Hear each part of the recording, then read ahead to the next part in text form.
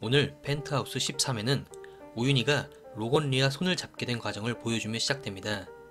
지난 12회 리뷰에서 심수련이 로건리의 이력서상 주소를 보고 과거 입양기관에서 본 민설아의 주소와 일치함을 알게 되며 구호동이 로건리임을 알게 될 거라 추측했었는데요. 제가 너무 앞서갔나 보네요. 심수련은 로건리가 구호동임은 모른 채 오윤희에게 속성 영어가해를 시킨 뒤 로건리에게 접근하도록 만듭니다. 역시 똑똑한 심수련은 1타 2피를 노렸네요. 오윤희와 로건리의 친분관계를 만들어 오윤희를 주단태 회사에 입사시킴으로써 그녀가 사기당한 돈을 회복할 기회를 주는 한편 오윤희를 주단태 사무실로 잠입시켜 도청 장치까지 설치하도록 만들었네요. 도청에 취약한 이 남자. 이번 도청 장치는 언제쯤 발견하게 될까요? 심수련은 천서진에게 그녀가 버렸던 빨간 루비 반지를 선물로 보냅니다. 주단태의 이름으로 보내면서 퀵서비스 연락처는 하윤철의 번호를 남기는 이중 페이크를 선보이네요. 반지를 받고 놀라는 천서진의 모습을 보며 심수련은 천서진이 민설아의 살인에 가담했다는 확신을 가지게 됩니다. 하지만 천서진 역시 심수련을 더욱더 의심하기 시작하죠. 이미 천서진은 구호동과 심수련의 화장실 대화를 엿들으며 민설아가 심수련의 친딸일 수 있음을 어느 정도 의심하고 있었습니다. 14회 예고편에도 나오지만 심수련이 그렸던 애플 목걸이 그림까지 헤라클럽 파티에 가져왔으니까요.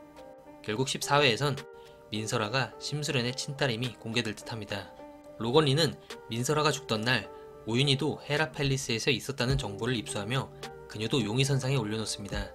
하지만 오윤희와의 대화에서 민설아를 진심으로 걱정해 주었던 마음을 느끼며 다시 용의선상에서 내려놓는 모습이네요. 한편 오윤희의 기억이 조금씩 되살아나고 있습니다. 술에 취한 상태에서 쫓기는 민설아를 만났고 민설아는 헤라 팰리스 사람들이 자신을 죽이려 한다며 제발 살려달라 애원합니다. 오윤희의 기억은 왜 이렇게 조금씩만 살아나는 걸까요? 그런데 일단 민설아가 오윤희를 이렇게 만났다면 민설아가 헤라 팰리스 어른들 중 누군가에게 바로 살해당하기는 쉽지 않겠죠. 그렇다면 오윤희는 민설아와 같이 이동하다가 믿을만한 누군가를 만나서 안심하고 민설아를 인계해준 것으로 생각됩니다. 역시 오늘도 똥내피셜을 살짝 펼쳐보면 오윤희가 헤라클럽 사람들을 만나서 민설아를 인계해주진 않았을 겁니다. 그렇게 되면 무엇보다 민설아가 완강히 거절했겠죠. 헤라클럽 아이들도 마찬가지고요. 그렇다면 민설아가 믿고 따라갈 만한 사람은 결국 가정부 양미옥밖에 떠오르질 않습니다. 민설아는 심수련 집에서 과외를 하면서 양미옥을 몇 번 마주쳤기 때문에 그녀를 만났다면 어느 정도 믿고 따라갔을 것으로 보입니다.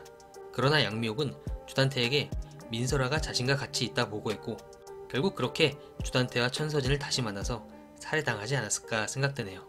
양미옥은 엘리베이터에서 기절한 심수련을 데려온 사람입니다. 그 말은 양미옥도 민설아가 떨어져 죽은 현장을 봤다는 말인데요.